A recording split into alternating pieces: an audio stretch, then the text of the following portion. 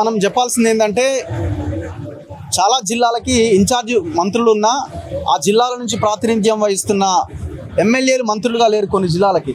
కానీ ఇదే ఖమ్మం జిల్లాలో 3 మంత్రులు ఉన్నారు.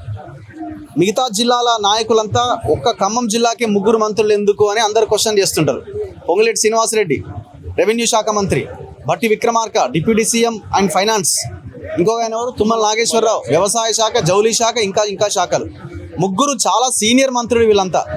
ఈ సీనియర్లు దేంట్లో అంటే మింగడంలో సీనియర్లు వీళ్ళు, ప్రజల్ని పట్టించుకోవడంలో జూనియర్ల కంటే దారుణం వీళ్ళు. సిగ్గుండాలి కదా ముగ్గురికి, మినిమం సెన్స్ ఉండాలి కదా మీకు.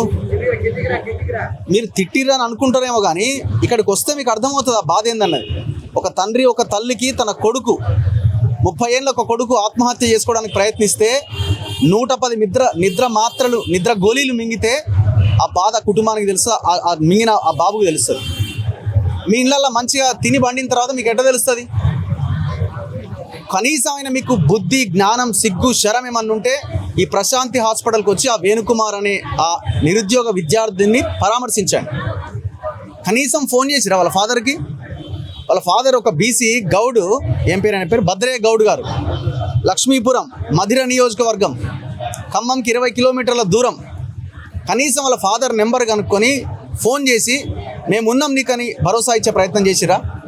అవి దీని వెనకాల ఉన్న కుట్ర ఏంటంటే ఇవి ఇట్లాగే జరగాలి అన్నదా, లేకపోతే ఒకరికి ఫోన్ చేస్తే మళ్ళీ ఇంకా మేమేదో పట్టించుకున్నామని అనుకుంటారు అందరూ, దాన్ని చూసి ఇంకొకరు రెడీ అవుతారని అనుకుంటున్నారా?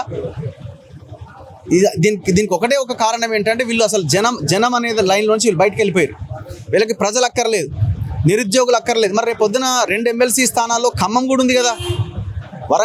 ఖమ్మం, వరంగల్, నల్గొండ పట్టభద్రుల నియోజకవర్గంలో రేపు ఏ ముఖం పెట్టుకొని ఇక్కడ ఉన్న గ్రాడ్యుయేట్స్ని ఓటు అడుగుతారు? మీరు ఏం పెట్టుకొని ఓటు అడుగుతారు? మీరు బీఆర్ఎస్ని డిఫెండ్ చేయడంలో, బీఆర్ఎస్ని విమర్శించడంలో మీకు అవకాశం ఉందేమో, కానీ ప్రజల్ని ఎట్లా దగ్గరికి తీసుకుంటారు? రేపు పొద్దున ఎవరో ఒకరు దిగుతారు ఇందులో కూడా. ఈ పట్టభద్రుల స్థానం నుంచి పోటీ చేయడానికి ఎవరో ఒక ఎడ్యుకేషన్ ఇస్తే ఎవరో ఒకరు దిగుతారు రంగంలోకి. ప్రజలంతా అటువైపు టర్న్ అవుతారు. సో ఇప్పటికైనా మీకు కనీసం జ్ఞానం ఉంటే ఈ 3 మంత్రులు మనుషులైతే తక్షణమే ప్రశాంతి హాస్పిటల్కి రావాలి. అసలు ఏంది ఖమ్మం జిల్లాలో? ఇది గవర్నమెంట్ హాస్పిటలా, ప్రైవేట్ హాస్పిటల్ అర్థమైతే లేదు. 300 హాస్పిటల్ ఉన్నాయి ఇక్కడ, 300. పక్కనే గవర్నమెంట్ హాస్పిటల్ ఉంది, దిక్కు లేకుండా ఉన్నది. 300 హాస్పిటల్స్ ఉన్నాయి. అసలు ఆ జనం చూస్తే ఎంత షాకింగ్ ఉన్నది. 300 ఆసుపత్రులు ఉన్నాయి ఇక్కడ, ఈ జస్ట్ ఒక 5 to 10 acres ఈ ప్లేస్లో. ఇది ఎట్లుందంటే చూస్తే ఇది గవర్నమెంట్ హాస్పిటల్, ఇది ఇంత జనం ఉన్నారేంది అనిపిస్తున్నది. ఎగబడుతున్నారు జనం ట్రీట్మెంట్ కోసం.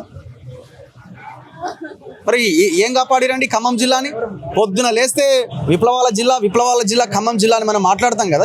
ఎందుకు ఇంత దారుణంగా ఉన్నది? ప్రజలు కూడా ఆలోచించాలా. అరే మీకు కనీసమైన వైద్యం లేనప్పుడు ఈ చెత్త లీడర్లు అంత ఎందుకండి? తీసా మున్నేరు వాగలు కలపండి ఒక్కొక్కరిని రాజకీయాల్లో రేపు పొద్దున ఎలక్షన్స్ వచ్చినప్పుడు. సో ఈ ఘటన మీద ఇమీడియట్గా గవర్నమెంట్ రెస్పాండ్ కావాలి, ఆ కుటుంబానికి పరిహారం ఇవ్వాలి. అబ్బాయి ఇందిరమ్మ ఇల్లు లేదు, మాకు కనీసం ఇల్లు లేదు అంటున్నా, ఇల్లు కట్టించాల్సిన అవసరం ఉన్నది. వెంటనే తక్షణమే మీరన్న సంవత్సరం లోపు 2 లక్షల ఉద్యోగ నోటిఫికేషన్ ఏదైతే అన్నారో ఆ 2 లక్షల ఉద్యోగ నోటిఫికేషన్లు ఇవ్వాల్సిందే. మేము అనలేదు 5 ఏళ్ళ కన్నా అంటే చెప్పు తీసుకొని కొడతారు అదే నిరుద్యోగులు మిమ్మల్ని.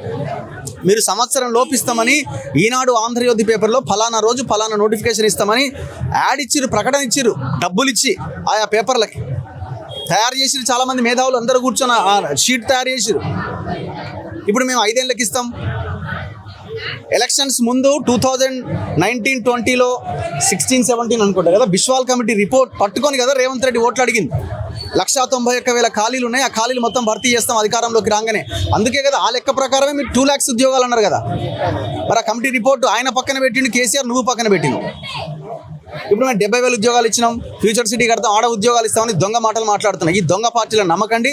ప్రజలు ఆలోచించండి. మీకు కావాల్సిన విద్య, వైద్యం విషయంలో మీరు ఆలోచించి ఓటేయకపోతే మన బతుకులు ఇట్లనే ఉంటాయి. ఆలోచించండి. ఇక ఇప్పుడు రేపు పొద్దున్న లీడర్లను తిట్టి జనాలను తిట్టాల్సిన పరిస్థితి తెచ్చుకోకండి. ఎందుకంటే తప్పు మన వైపు కూడా ఉన్నది అన్నది ఆలోచించాలా.